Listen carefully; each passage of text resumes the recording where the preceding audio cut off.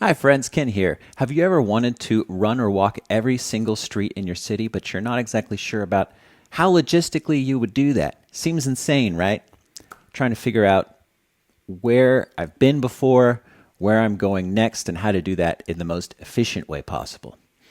Well, in the past, it was an analog process for most people, including Mr. Ricky Gates, who did every single street in San Francisco largely with paper maps and things to that nature, writing on his hand, writing instructions. It looked very laborious whenever I watched that documentary that Solomon put out for him. Also, Pac-Man Tom did a very similar thing with printed out maps. Again, watching these processes made me think, I think that if some kind of technological solution didn't exist, I don't know if I'd be taking on this initiative. Mine is running every single street in Tulsa. But along came a wonderful man named James Chevalier, or Jim Chevalier, however he prefers to go by, who created a website and software product, web-based, that helps people figure out exactly where they've been before and plot where they're going to go next. It's a little service called CityStrides.com. There are free versions for it. There are paid versions for it. Each have similar features. Some bump up more for the more serious practitioners of the every single street city strider lifestyle.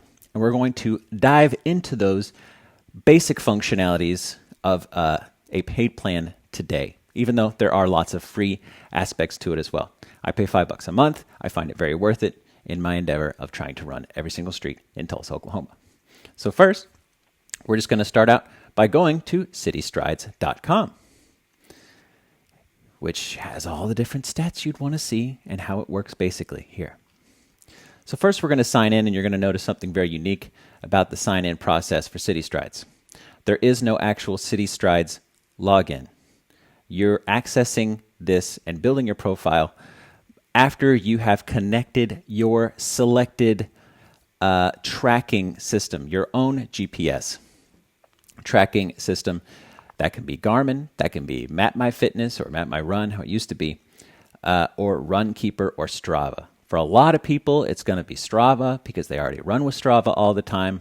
I run with Strava all the time, and I used to do it that way too. These days, I run pretty redundantly when it comes to tracking everything too. So I have my Strava for my actual running performance, and then I use Runkeeper as my city tracking, so to speak. I keep that running from the time I get out of the car, and I don't turn it off until I get back to the car, wherever I am. But then I'll use Strava to actually track my running, fitness, things like that. That's why I keep them separate. It's my own personal preference. It doesn't have anything to do with anything. But to show you CityStrides, we're going to use my account. So I'll select my Runkeeper account, which will automatically log me in to my system. From here, you'll notice a lot of weird mumbo jumbo right here. First, I'm going to bring your attention to the center here. These are all of the individual activities that have been pulled in from whatever GPS activities tracking service you have used yet. So you'll see that today I ran about 5 miles here. Let me bring your attention to here. It shows me that I completed 3 roads, 3 streets completely, and I'll get to what that means in just a minute. And I progressed on 8. Interesting, huh? We're going to go back to home, and I'm going to give you some more information, too, about this. So those are just all the basic different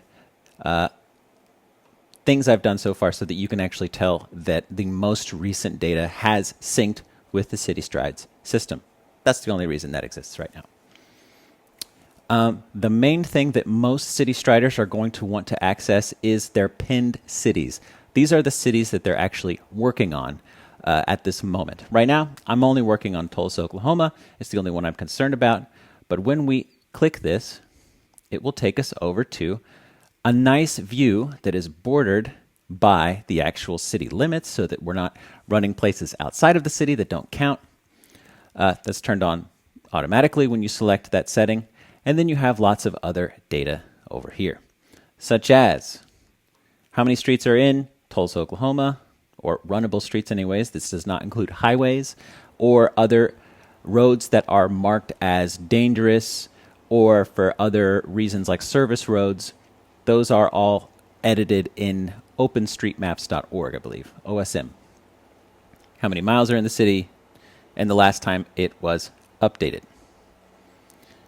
And a list of all the streets here and your progression on them. These are all the streets that I've progressed on.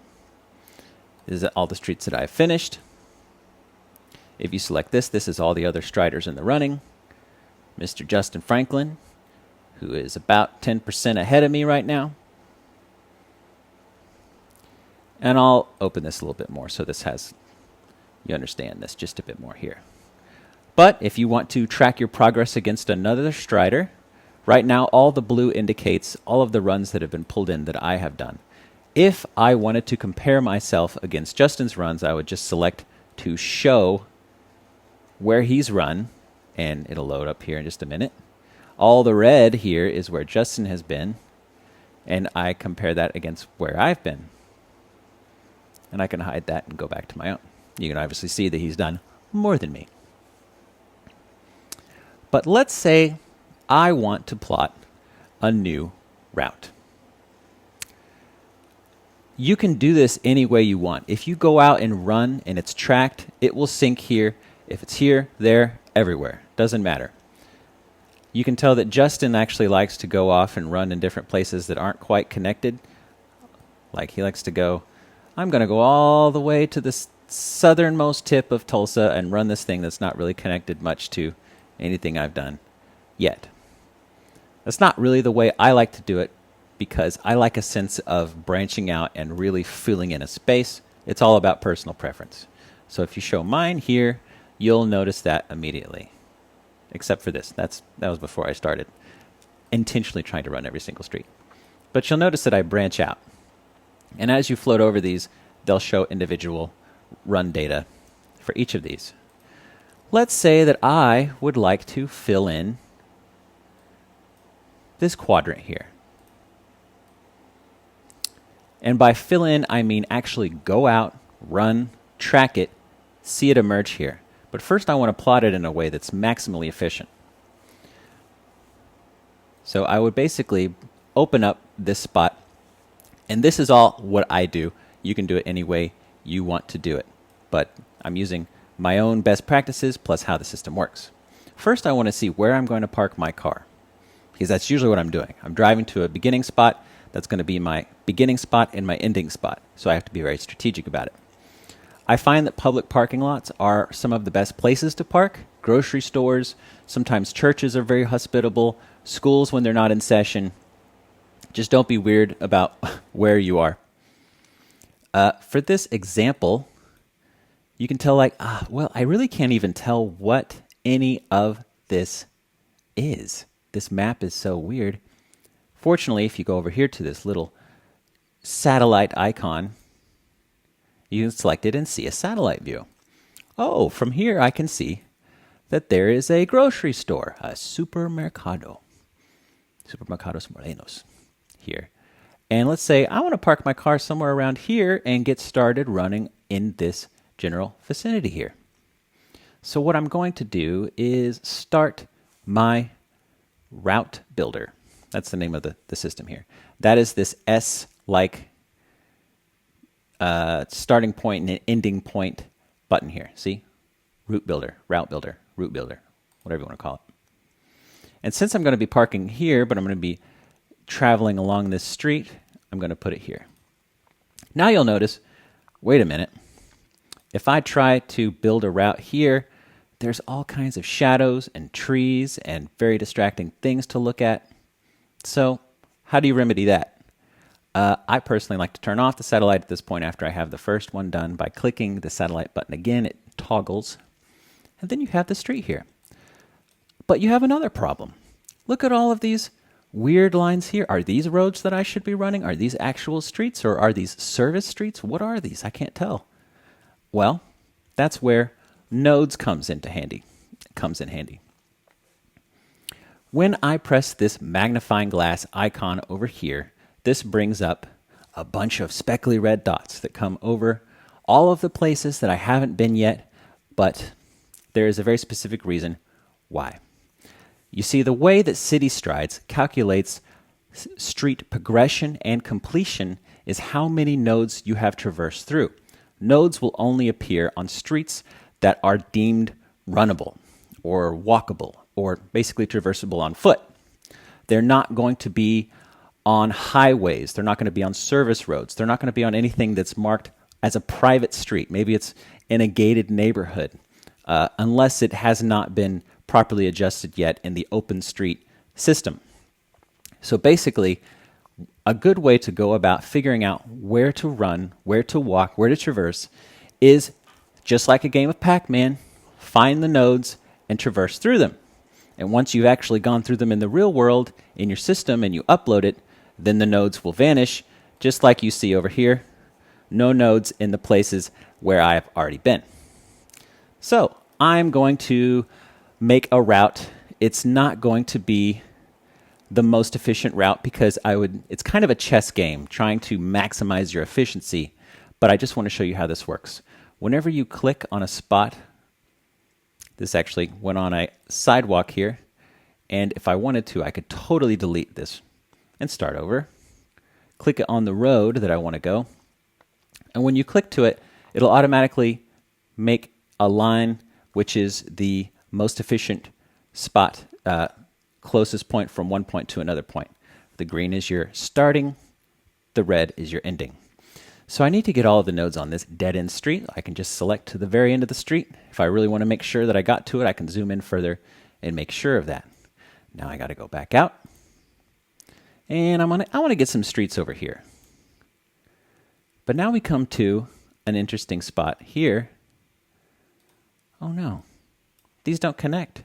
But is there a way that I could maybe traverse through them? That kind of brings up a whole other feature of here. For this, sometimes you might be able to get away with a shortcut, but you're not sure if you can or not. What I would do is go back to the satellite view, zoom in, and it kind of looks like there's a gate here or a fence here. You could use Google Street Maps to see if that's the case, if that's what you felt like doing. For the purposes of this demonstration, I'm going to assume that there's actually nothing right here. It's just where one neighborhood ends, but this actually goes all the way through. And if I wanted to cut through, but you'll notice if I try to select this here, it's not going to let me. It's going to make a route or a route that goes all the way around. I don't want to do that, so I'll undo with this arrow. But I still want to go across that, and I want CityStrides to reflect that. So what I do here is select a route within a route button. Ooh. And then I select that. And then I'll unselect that. Boom. Takes me all the way across here. That's only if you really decide to trailblaze a little bit and do that. So that's the function of that button. I actually don't want to do that. I don't feel like jumping fences today and people yelling at me. So I am just going to continue to do a route here that maximizes my efficiency. This red line's where I've already been. Actually went there this morning. And I'm going to just dance along the nodes until I come up with the most efficient route. This goes out here.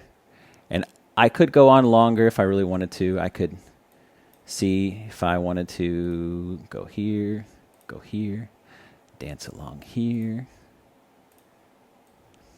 You get the picture. This isn't going to be a route that I actually save.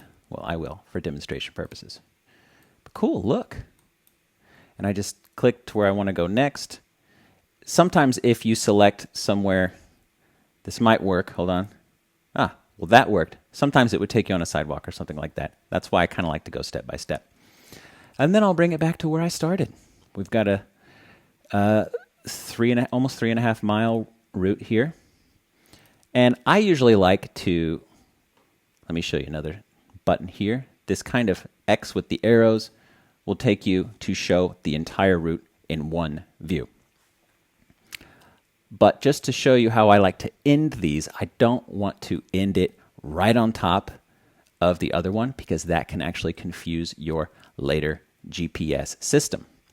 So I am going to save this according to, you can do it, you can name this anything that you want at all. I like to use landmarks, Supermercado on 31st, and what's that other intersecting street? I think it's 129th, 129th Street. And then I like to put in how long it is later, just for quick reference.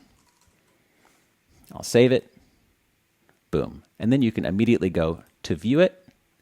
It's right here. You can change the view. You can see actual walking instructions if you didn't want to export it. If you actually just wanted to go out and walk this route, I need to pick one or the other. I'll say route.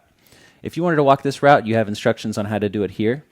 However, if you have a GPS turn-by-turn navigation system, such as my favorite one to use is Footpath, it's very handy to just import this. You can download your GPX file, boom, and you're ready to go. And it's that simple, using CityStrides to map your every single street experience. I've been Ken from Kinetic. If you found any value from this video, remember to like it to tell the algorithm that it's pretty good. Subscribe for more similar videos like this, and we'll see you in the next one.